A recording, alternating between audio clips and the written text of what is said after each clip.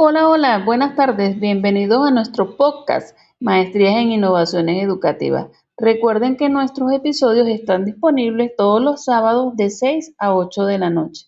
Comencemos. En el episodio de hoy estaremos abordando las corrientes teóricas de la educación e innovación y sus aplicaciones en el ámbito de la educación venezolana y latinoamericana. Bienvenidos. El día de hoy le estaré hablando sobre la innovación educativa como transformación de la praxis.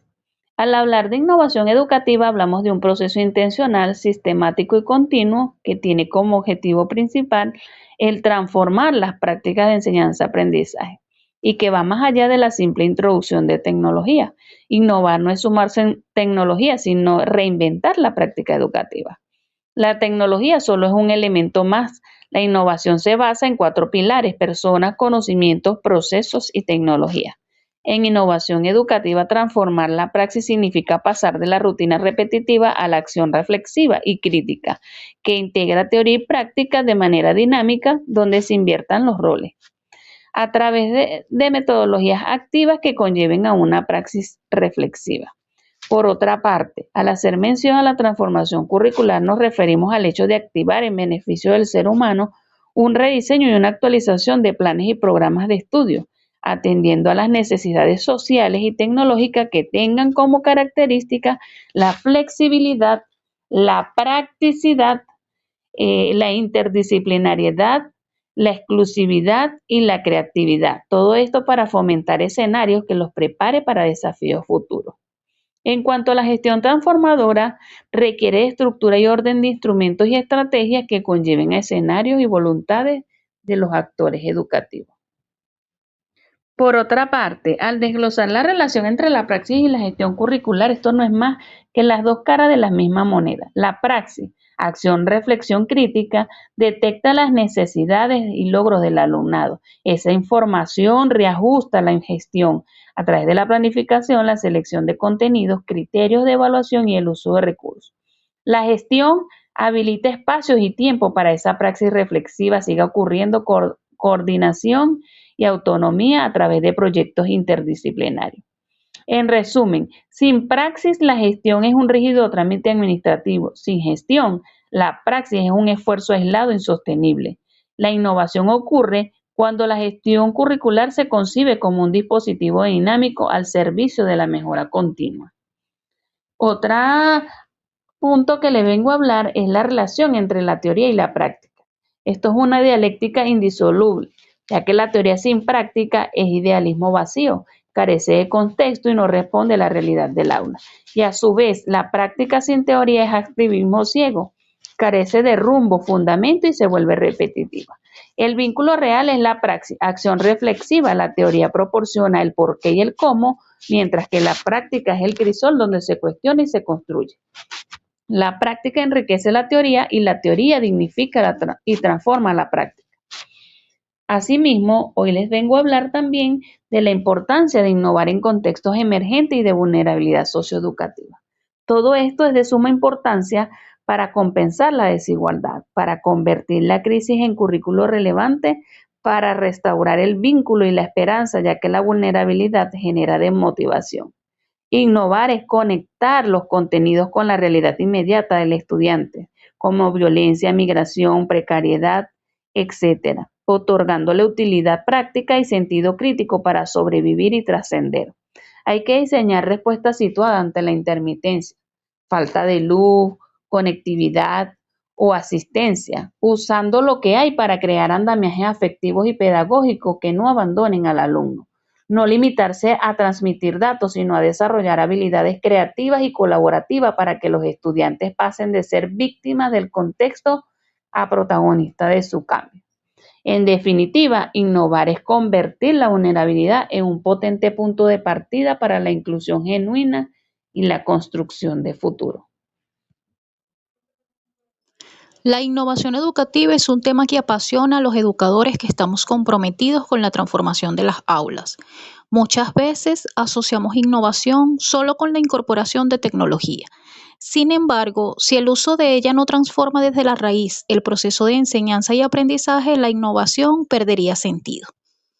Hoy sustento la práctica pedagógica en dos pilares fundamentales que pueden apreciar en la lámina. Por un lado, el enfoque sociocultural y por el otro, el constructivismo social, ambos bajo la guía de Lev Vygotsky. En el caso del enfoque sociocultural, la premisa se fundamenta en la idea de que el aprendizaje es un hecho social, es decir, aprendemos mientras estamos inmersos en nuestro contexto social, a través de instrumentos como las tecnologías de la información y la comunicación, símbolos y el lenguaje, y todo aquello que nos permita transformar nuestro entorno al mismo tiempo que construimos el pensamiento. Basándonos en eso entonces, se deben crear andamios dinámicos que permitan el desarrollo del potencial de los estudiantes a través de mecanismos de apoyo, pistas y estrategias de cooperación. Ahora bien, en cuanto al constructivismo social, nos explica cómo consolidar el conocimiento. Establece que el saber se construye de manera colectiva y para lograrlo se proponen el trabajo cooperativo, el aprendizaje basado en proyectos y la gamificación.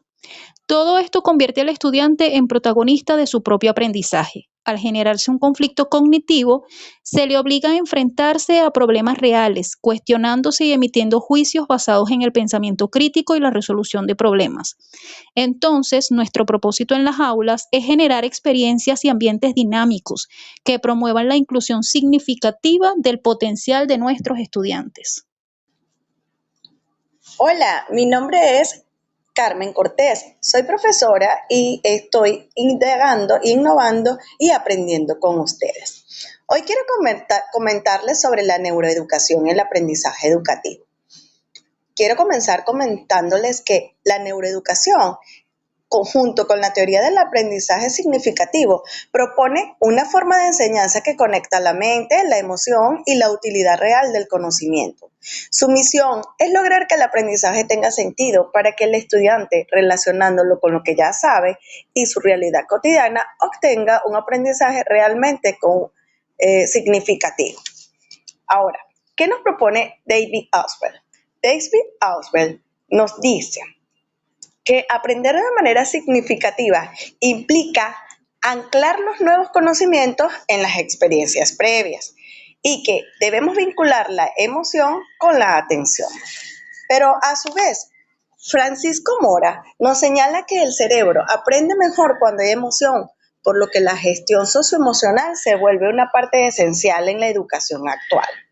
En este sentido, innovar en la enseñanza no es solo utilizar estrategias, sino comprender cómo aprende el cerebro para hacer el proceso educativo más humano, efectivo y pertinente. Ahora bien, llevámoslo a la parte práctica, que es la aplicación en el aula. Para nosotros los docentes, la neuroeducación en el aula consiste en enseñar de una forma que tome en cuenta cómo aprende el cerebro. Para realizar esto, debemos tomar en cuenta algunos tips importantes que son los siguientes. El primero es activar los conocimientos previos. Se puede hacer iniciando las clases con actividades que despierten la atención de tus estudiantes. Asimismo, usar ejemplos más cercanos a ellos y que pueden conectar los contenidos con experiencias cercanas a ellos mismos. Por otra parte, se debe activar los conocimientos previos y promover un ambiente emocional positivo. Asimismo, también es bastante útil incluir pautas activas, trabajos colaborativos y estrategias que permiten aprender del error sin miedo. De esta forma, el aprendizaje se vuelve más significativo, dinámico y efectivo. Hoy la educación nos exige una mirada propia y transformadora. Para el pedagogo latinoamericano Paulo Freire, la educación nunca es neutral, o domina o libera. Por eso, él nos invita a entender la educación como una práctica de libertad, un proceso donde el estudiante deja de ser un espectador pasivo y se convierte en el protagonista de su propia historia. Romper la educación bancaria y desaprender. Para lograrlo, el primer paso urgente es romper con la educación bancaria. Esa pedagogía tradicional que ve al alumno como una alcancía vacía donde el profesor solo deposita información memorística. Innovar hoy no es usar más tecnología. Innovar significa desaprender para aprender. Implica cuestionar las verdades absolutas, vaciar la mente de prejuicios impuestos y entender que el conocimiento se construye dialogando, no repitiendo. Freire decía que alfabetizarse no es aprender a repetir palabras vacías, sino aprender a leer la realidad para poder transformarla. ¿Cómo llevamos esto al aula de forma práctica? A través de la investigación, acción participativa. Este método convierte el salón de clase en un laboratorio vivo. Aquí los estudiantes no memorizan problemas abstractos, investigan los problemas reales de su comunidad, reflexionan juntos y actúan para resolverlos. Es unir la teoría con la acción social. En conclusión, el sello de la pedagogía crítica latinoamericana es su compromiso social. No educamos para adaptar a las personas a un sistema desigual, sino para liberar su pensamiento crítico.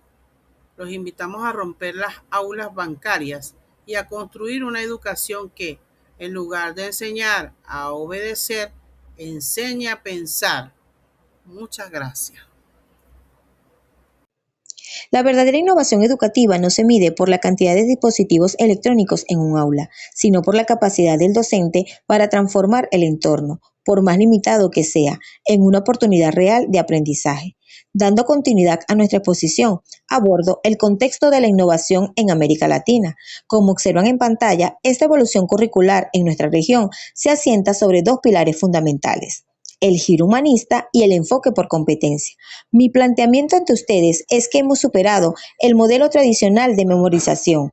Hoy, la verdadera innovación en nuestras aulas prioriza la inteligencia emocional, los valores y sobre todo la capacidad del estudiante para resolver problemas reales en su entorno. Ahora bien, ante la evidente brecha digital que enfrentamos de diversos sectores, surge el concepto de innovación situada. Quiero ser enfática en esto. Innovar no depende exclusivamente de tecnología de punta.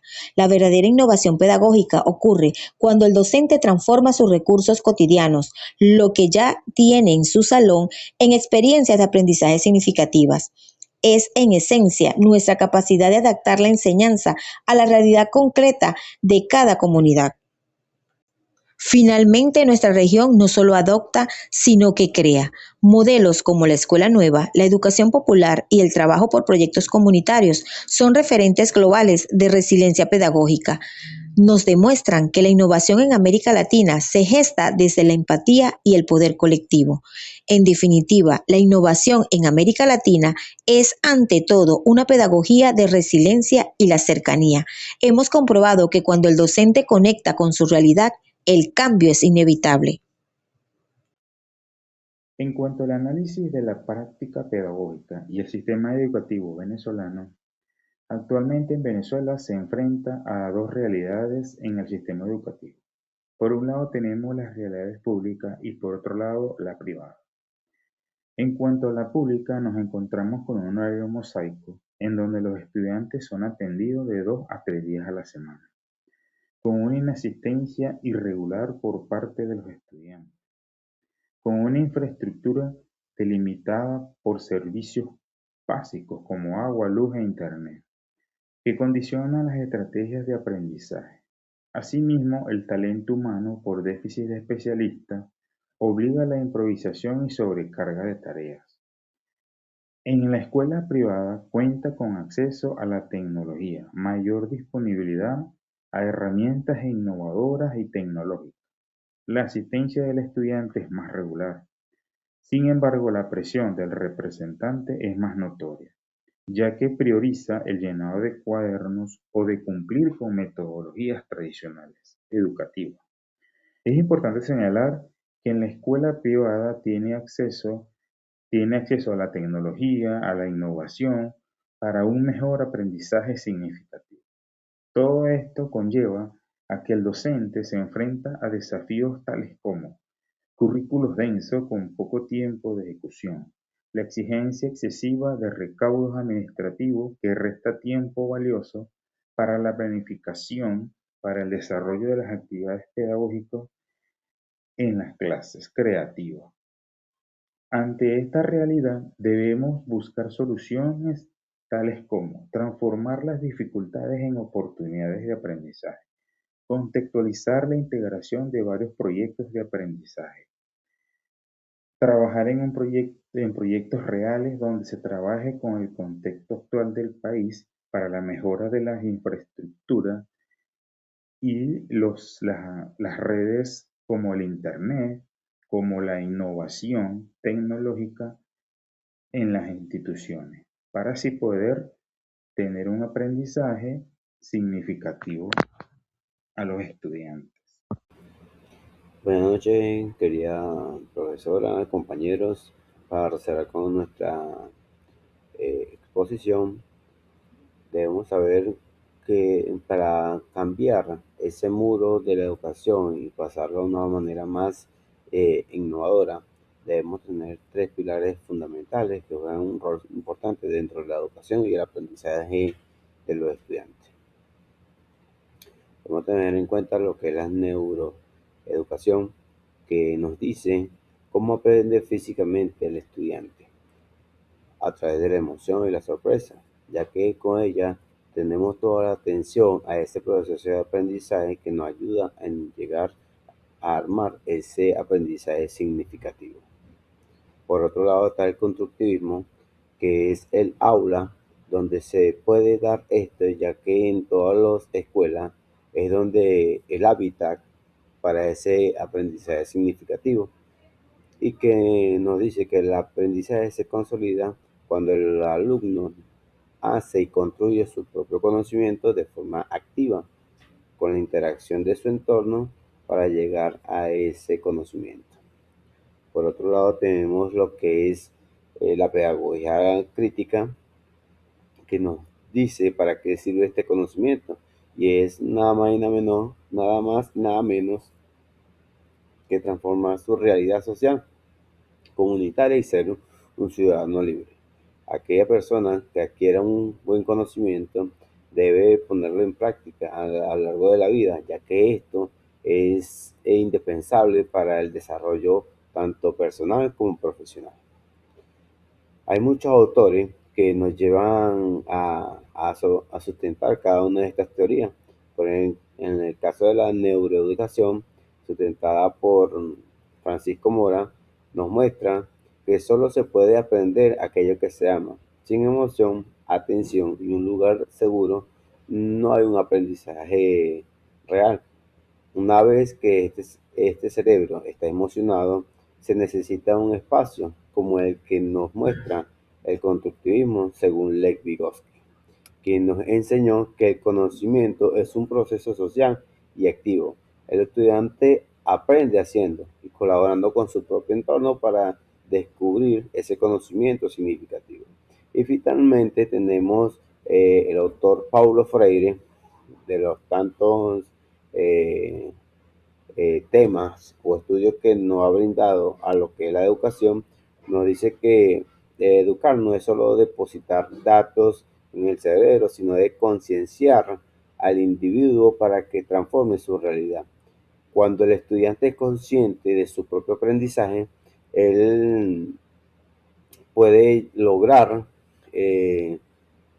usar ese conocimiento en su ámbito día a día para poder superar cada obstáculo que se le presente de una mejor forma. Esto nos lleva a nosotros a presentarnos con diferentes interrogantes, y una de ellas es cómo nosotros podemos llevar esa innovación a nuestra cultura, en nuestras escuelas. Y hay tres acciones inmediatas, entre las que hay la formación docente continua, de capacitar a nuestros docentes con estrategias neuroeducativas y herramientas digitales innovadoras para poder hacer que el proceso de aprendizaje sea más eficiente y más eficaz. Por otro lado, lo que es la flexibilidad de la planificación que nos pide diseñar currículos adaptables que prioricen los proyectos prácticos sobre la memorización rígida. Recordemos que si el estudiante aprende de su propia mano y construye sus propios conocimientos, eso lo lleva a un aprendizaje que pueda utilizar a lo largo de su vida. Por otro lado, tenemos lo que es el enfoque emocional. Este nos dice a nosotros que debemos validar los estados emocionales en el aula como requisito indispensable para que ocurra ese aprendizaje por lo cual nosotros estamos luchando. Entonces, una vez cuando el estudiante está emocionado en su aprendizaje, tenemos toda la atención para armar un conocimiento científico. Por último, me permito leer una breve reflexión. Innovar en la educación no es llenarnos de tecnología inaccesible. Innovar es humanizar el aula, es activar el cerebro con emoción, es permitir que las manos construyan y guiar la mente para transformar nuestra realidad o nuestra sociedad. Muchas gracias.